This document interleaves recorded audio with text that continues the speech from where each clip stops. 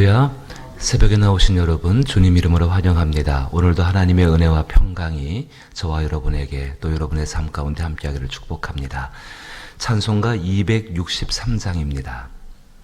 263장 이 세상 험하고 나 비록 약하나.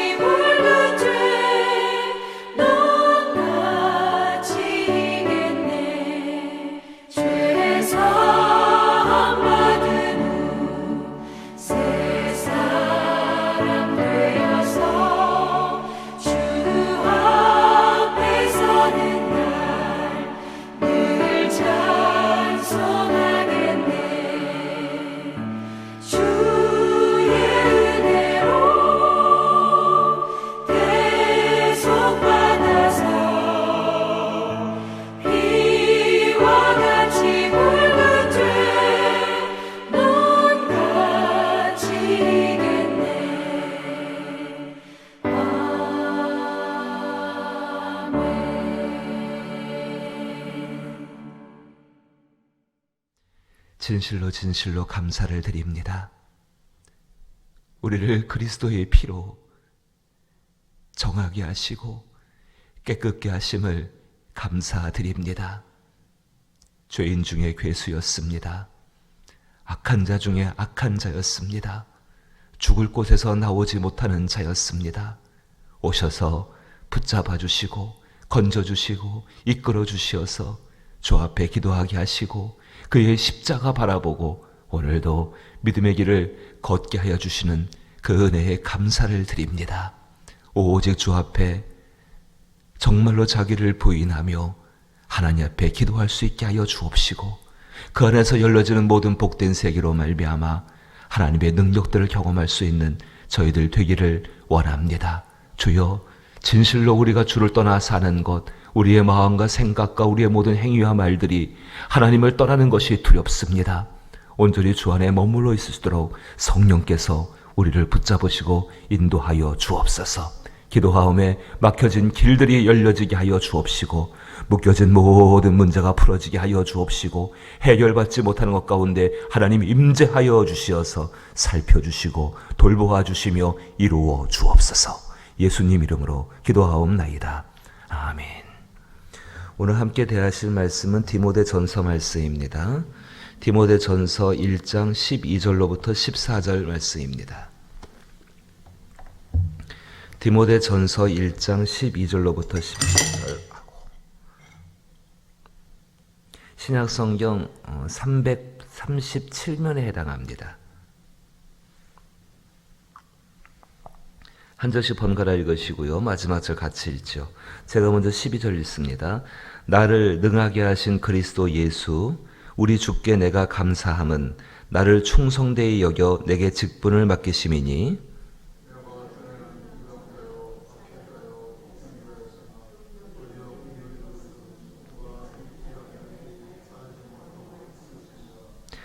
같이 읽죠. 우리 주의 은혜가 그리스도 예수 안에 있는 믿음과 사랑과 함께 넘치도록 풍성하였도다. 아멘. 사도 바울이라고 왜 어려운 게 없었겠습니까? 정말로 그리스도 예수를 깊이 만난 사람이고 그 안에 천국이 항상 뜨거운 용광로처럼 활활 타오르고 있는 사람이 사도 바울이었고 그리스도로 말미암아서 모든 고난과 박해와 사람이 한두 대 매 맞는 것도 힘든데요. 40대에서 한 대 빠진 매를 3번이나 맞지 않습니까? 사람이 살아가다가 배가 파손해가지고 물에 빠져서 며칠 동안에 정말 살지 죽을지 살똥 죽을 똥 그렇게 고생하는 거가 한 번만 겪어도 잊지 못하는 트라우마가 되는데 이 사람 몇 번을 갔다가 그렇게 배에서 파손해서 캄캄한 바다 가운데에서 아무도 없는 것 가운데에서 정말 그렇게 살아왔던 사람이 사도 바울이었습니다. 왜 이 사람에게라고 어려움이 없었겠습니까? 얼마든지 어려움은 있습니다. 우리의 삶 가운데도 우리가 그리스도 예수를 믿고 신뢰하고 살아가면서 주님과 동행하면서 어려움이 없기를 바라지요. 하지만 이 땅에 사는 동안에는 그 어려움, 환난이라는 것은 피할 수가 없는 것입니다. 사도 바울 가운데 그런 모든 환난이 있고 어려움이 있고 마음의 억울함이 있고 답답함이 있고 정말로 그런 것이 있을 때에 사도 바울을 지탱해주는 힘이 있었습니다. 그 힘이 뭐냐면은 자기 자신을 성찰하는 거하고 한 가지가 그 성찰한 결과 그 가운데 임하신 것이 하나님의 은혜인 것을 돌아보는 것입니다. 이것이 언제나 사도 바울을 능력 있게 세워주는 중심의 내용이었습니다. 바울은 디모데에게 이렇게 이야기합니다. 오늘 12절 말씀에 나를 능하게 하신 그리스도 예수. 사랑하는 성도 여러분, 우리 요거 몇 단어 안 되는데 외워버리십시다. 나를 능하게 하신 그리스도 예수. 나 능력 없어요, 지금 목사님. 난 아무 능력도 없는 사람이에요. 그냥 오늘 있다가 내일 사라지는 안개 같은 사람이에요. 이 마음이 있을 때 이렇게 한번 해보세요. 나를 능하게 하실 그리스도 예수. 나를 능하게 하신 그리스도 예수. 왜 능하게 하신 예수가 능하게 하실 예수가 되는 줄 아십니까? 이미 우리는 전날에 과거의 죄로부터 죽을 사람이었습니다. 죽을 사람들이 그의 은혜로 말미암아 이렇게 나와서 하나님 앞에 예배할 수 있다라고 한다면은, 기도할 수 있다라고 한다면은 오늘 우리 가운데 주어진 또 많은 환난들 가운데에서 우리는 바라볼 수 있습니다. 전날에 하나님이 나를 능하게 하셨던 것처럼, 죽음을 이기고 산자가 되게 하셨던 것처럼, 그래서 영원히 산자의 땅에 서게 하셨던 것처럼 하나님께서는 오늘 내게 있는 이 모든 환난 가운데에서 나의 연약한 마음과 의지가 아닙니다. 그것을 붙들고 바라보고 있으면은요, 내가 살아왔던 되게 미안합니다 이런 말을 써서 잘 살아오셨던 그런 인생의 과거의 경험이 나를 오늘 세우는 거 아닙니다. 전날 내가 서 있었던, 정말 나를 세우셨던 하나님의 능하신 은혜, 그 은혜가 다시 오늘 나를 세울 줄로 믿기 때문에 이렇게 말할 수 있습니다. 나를 능하게 하실 그리스도 예수. 이제 외워버리십시다. 과거에 우리에게 어떠셨어요? 나를 능하게 하신 예수 그리스도. 그럼 오늘과 내일을 어떻게 하시겠습니까? 나를 능하게 하실 그리스도 예수. 잊지 마십시오. 이것이 잊어버렸을 때에 우리의 중심은 언제 나 중심으로 돌아갈 수밖에 없는 것이 우리 연약한 인생의 모습이라는 것입니다. 어떤 환경과 어떤 조건을 갖고 있다 할지라도 내 육체가 내 마음과 지금 내 상황의 모든 삶들이 어떻게 했다 할지라도 하나님은 변하지 않으시는 줄로 믿습니다. 어떻게 정말 그 하나님 어떤 분이신가 우리를 능하게 하신다는 것입니다. 이 능력을 갖고 살기를 원한다고 한다면요, 이제 사도 바울처럼 자기 자신의 처음 모습을 돌아보아서 감사할 수 있게 되기 되기를 원합니다. 바울이 왜 능할 수 있었겠습니까? 하나님께 전폭적인 지지와 그리고 신뢰를 받고 있기 때문에 이 사도 바울이 능한 사람, 능력 주신 자에서 모든 것을 할 수 있다라고 말한 그 사도 바울이 정말로 그걸 경험할 수 있었던 이유는 무엇이었는가 하면은 그 자신이 하나님께 전폭적인 지지와 신뢰를 받고 있었기 때문에 그러합니다. 우리 사람도 그렇습니다. 사람이 사람에게 어떤 전폭적인 지지와 신뢰를 받고 있다. 믿음과 사랑을 전부 받고 있다. 얼마나 그 사람이 행복한지 모릅니다. 사실 우리 살아가면서 세상 가운데에서 누군가 나를 좀 이렇게 전폭적으로 지지해주고 언제나 내 편이 되어주고 언제나 그렇게 나를 사랑해주고 하는 그 사람 한 사람만 만나도요. 그 마음이 이어지게 되고 그 한 사람의 모습만 보게 되어도 그 사람한테 우리의 몸과 마음과 재산과 모든 거 다 헌신해 버릴 정도로 그렇게 열려지게 되어집니다. 근데 꼭 눈에 보이는 것만 그렇지는 않지 않습니까? 눈에 보이지 않는 하나님께서 정말 그리스도 예수께서 우리를 전폭적으로 신뢰하시고 전폭적으로 지지해 주신다는 사실입니다. 바울은 알고 있었습니다. 하나님께서 정말 나를 갖다가 바울 자신을 지지하고 신뢰한다는 사실. 그것을 어떻게 표현하고 있냐면은 14절 말씀 보세요. 우리 주의 은혜가 그리스도 예수 안에는 믿음과 사랑과 함께 풍 넘치도록 풍성하였도다. 하나님이 자기 자신을 어떻게 지지하고 신뢰하고 있는지 그리스도 예수 안에는 믿음과 사랑을 부으셔서 그 사랑으로 말미암아 지지하고 신뢰하고 있다는 것입니다.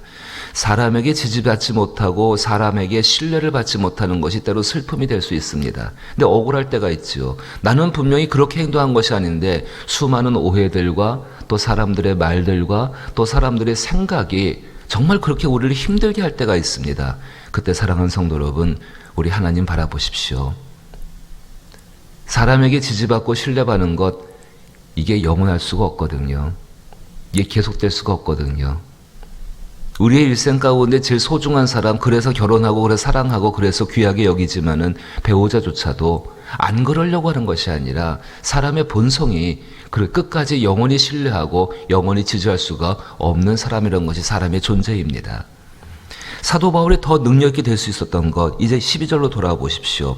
그렇게 지지받고 신뢰받는 것에 참 중요한 말입니다. 우리 주께 내가 감사함은 무엇을 감사하고 있는가? 나를 충성되이 여겨 내게 직분을 맡기심이니. 지금 하고 있는 일들이 있는 거지요. 나를 충성되이 여겼다 말합니다. 그럼 이 사도 바울의 충성심이 어디서 나오게 되었는가? 13절 말씀 보십시오. 내가 전에는 비방자요, 박해자요, 폭행자였으나 도리어 긍휼을 입은 것은 내가 믿지 아니할 때에 알지 못하고 행하였음이라. 그럼에도 불구하고 하나님은 나를 사랑하셨고 지지하셨고 신뢰하셨고 그리스도 예수 안에는 믿음과 사랑을 부으셔서 지금도 여전히 나의 삶을 능력 있게 하신다는 사실입니다. 우리의 삶과 크게 차이가 날까요? 제가 볼 때는 별로 우리의 삶과 크게 차이가 나지 않는 것 같습니다. 전에는 비방자요, 박해자요, 폭행자였으나 도리어 긍휼을 입은 것은 사도 바울이 하나님의 은혜를 입고 나서 그의 성정이 한꺼번에 확 바뀌었다고 생각하십니까? 정말 성격 급한 사람이었습니다. 얼마나 성격이 급했으면은요, 그리스도인 그 옛날에 박해자였을 때에 한 번에 이 사람들 다 잡아 죽이려고요, 그 칼 들고 나와가지고 다메섹 도상으로 막 걸어가면서 그리스도인들을 잡아 죽이려고요. 이거 안 바뀌었습니다. 정말 이 사람 성격, 힘든 성격이었습니다. 여전히 그 사람은 비방자였고 박해자였고 폭행자였습니다. 그럼에도 불구하고 하나님은 이 사람을 정말로 긍휼히 여기셔서 그 사람을 다시 그의 직분의 자리로 돌아오게 하셨고 그 일을 감당하게 하셨다는 사실입니다. 그리스도의 은혜가 변하지를 않았습니다. 그리고 우리의 성정도 쉽게 바뀌지가 않고 있습니다. 그럼 그 가운데서 갈등하고 계시겠습니까? 그러지 마십시오. 오히려 우리를 능하게 하시는 그리스도 예수를 바라보시며 나의 처음 모습을 기억해 보십시오. 이사야는 우리의 처음 모습을 무엇이라 말씀합니까? 한 덩이의 진흙이었다고 생각합니다. 참 사람이 이상하죠. 그 한 덩이의 진흙이었던 것이 조금 그의 은혜로 하나님의 은혜로 말미암아 아름다운 그릇이 되고 나면은 진흙이었던 것을 잃어버립니다. 우리 자신들을 비하시키는 것이 아닙니다. 우리의 근본적인 하나님의 능력을 덧입는 근본적인 동기가 어디 있고 원인이 어디 있는가, 다른 곳에 있는 것이 아닙니다. 우리 자신의 처음 모습을 돌아보는 것입니다.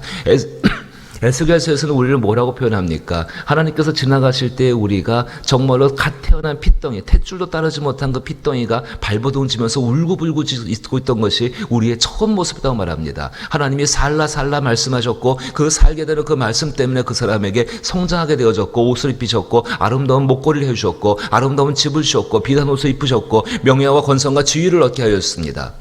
하나님의 아픈 마음이 등장하죠. 그 말씀 보게 되면은 그런데 너는 지금 어떻게 하고 있는가? 처음 모습을 잊어버렸기 때문에 그렇습니다. 세상 속에서는요, 처음 모습을 기억하면 화나고 열받습니다. 내가 옛날에 그렇게 못 살았는데, 내가 옛날에 그렇게 가난했었는데, 그 생각하면은요, 참 억울합니다. 세상 사람들 생각 속에서는. 근데 그리스도인들에게는 놀라운 일이 하나 벌어집니다. 은혜가 있기 때문에 나의 처음 모습을 생각해보고 지금을 생각해보게 되면 너무너무 감사한 것입니다. 천국에서의 모습이 어떨까요? 이 땅에서 살아왔을 때에 죄와 늘 싸우지만 늘 죄 가운데 실패하고 패배했던 그 모습. 근데 이젠 더 이상 죄 가운데 패배하지 않는 승리자의 모습이 된 것이 감사하지 않겠습니까? 천국에서는 어떠할까요? 늘 병 가운데 고통받고 힘들어서 그것 때문에 맨날 울고 하나님 조금만 더 힘주시면 내가 하나님의 복음의 일을 감당할 수 있을 것 같습니다라고 그렇게 정말 그렇게 간절히 기대하고 살았는데 이제 그 모든 것이 끝나고 언제나 하나님을 찬송하고 하나님께 영광을 돌릴 수 있는 것, 언제나 내 안에 있는 그리스도 앞에 합당치 못한 그 모습 때문에, 말 때문에, 태도 때문에 늘 괴로워하며 살아왔는데 사실 뭐 괴로워하지 않는 사람들은 더 나쁜 사람이지만 말입니다. 괴로워하며 살아왔는데 천국에 들어가 보게 되니까는 이제 그것이 없이 항상 내 가운데 하나님을 흡족해 하는 마음과 태도와 그 모든 표현으로서 하나님께 영광 돌리는 삶을 사는 것, 그게 천국 아니겠습니까? 그리스도 예수께서는 그 천국의 삶을 지금부터 살아가라고 말씀하십니다. 처음의 것을 돌아보십시오. 우리를 비참하게 만드는 것이 아니라 그 슬펐던 기억을 왜 끄집어 올리냐고 그렇게 우리 자신에 대해서 말하는 것은 마귀의 모습입니다. 그리스도의 은혜가 있다면 그래 그때는 그랬었는데 지금은 하나님이 나를 이렇게 능하게 하셨구나. 또 장차 나를 능하게 하실 그 하나님 아버지, 그 하나님의 전폭적인 지지와 신뢰를 받고 있구나. 이것이 우리의 자존감이 되어지고 이것이 우리의 중심에 살아있는 능력이 힘이 되어지고 그것으로 말미암아 하나님 앞에 오늘도 능력 있는 삶들을 살아가게 될 줄로 믿는 것입니다. 자기 자신에게 지지 마십시오. 그리고 주어지는 환경에게 지지 마십시오. 우리 안에 변하지 않는 놀라운 그리스도의 사랑, 정말 세상이 빼앗아갈 수 없는 하나님의 그 사랑의 첫 번째 표현은 내가 전에는 비방자요, 내가 전에는 박해자요, 내가 전에는 폭행자였으나 그럼에도 불구하고 나를 긍휼히 여기셔서 내게 직분을 맡기셨고 내가 알지 못하고 행했을 그 모든 것들을 그리스도의 피로 덮으사 주의 은혜 가운데 오늘 나를 새롭게 하셨도다. 이 찬송과 이 감사가 넘쳐날 수 있기를 주의 이름으로 축복합니다. 주기도문으로 예배 마칩니다. 하늘에 계신 우리 아버지여, 이름이 거룩히 여김을 받으시오며 나라의 임하옵시며 뜻이 하늘에서 이룬 것 같이 땅에서도 이루어지이다. 오늘날 우리에게 일용할 양식을 주옵시고 우리가 우리에게 죄 지은 자를 사하여 준 것 같이 우리 죄를 사하여 주옵시고 우리를 시험에 들게 하지 마옵시고 다만 악에서 구하옵소서. 대개 나라와 권세와 영광이 아버지께 영원히 있사옵나이다. 아멘. 자기 자신을 그리스도 예수 안에서 성찰하는 것은 정말로 복된 일입니다. 처음 모습을 기억하면서 오늘을 감사할 수 있고 또 그때 나를 능하게 하신 그 하나님께서 또 장차 나를 능하게 하실 이 시기에 그에게 감사와 찬송을 또 돌릴 수 있기를 축복합니다. 이 땅과 이 나라를 위해서 기도하시고 또 이 땅에 있는 교회들, 또 특별히 가난하고 힘겹고 어려운 교회들은 지금 더 어렵습니다. 우리 기도로 도우십시다. 그러지 않아도 매달 내는 그 임대료지요. 그 임대료 때문에 힘들어하는데 코로나 사태로 인하여서 이런 것들이 더 어렵게 되는 교회들이 지금 많이 있습니다. 한 목사님이 얼마 전에 저랑 통화를 했는데요. 성도가 시골에서 5분이 성도 전부입니다. 근데 그 5분을 주일에 예배에 참석시키기 위해서 아침에 운전을 1시간을 넘게 하신다고 합니다. 다 모셔와야 되니까는요. 근데 요즘은 그것도 안 한다고, 못 한다고 합니다. 처음에는 되게 그것이 힘들고 어려워서 불평불만도 좀 하셨는데 지금 목사님이 이렇게 고백하시더라고요. 보고 싶어 죽겠다고요. 그런 교회들이 지금 이 땅 가운데에 많이 있습니다. 하나님의 교회입니다. 알지는 못한다 할지라도 산간에 있는 교회들, 오지에 있는 교회들, 또 저 섬에 있는 교회들, 교도소에 있는 교회들, 병원에 있는 교회들 기억하고 기도하십시오. 만나지는 못한다 할지라도 동일한 주의 사람들이 이곳 교회이기에 은혜를 넘치게 하여 주옵소서. 견디게 하시고 승리케 하여 주옵소서. 또 우리 교회를 위해 기도하실 땐 4대 목표를 중심으로 기도하시고 특별히 피택받고 입증받는 분들과 수험생들과 병들고 약한 분들을 위해서 기도하시길 바라옵고 구원받을 영혼을 위해서는 정말로 주 앞에 끊임없이 기도하십시다. 함께 기도합니다.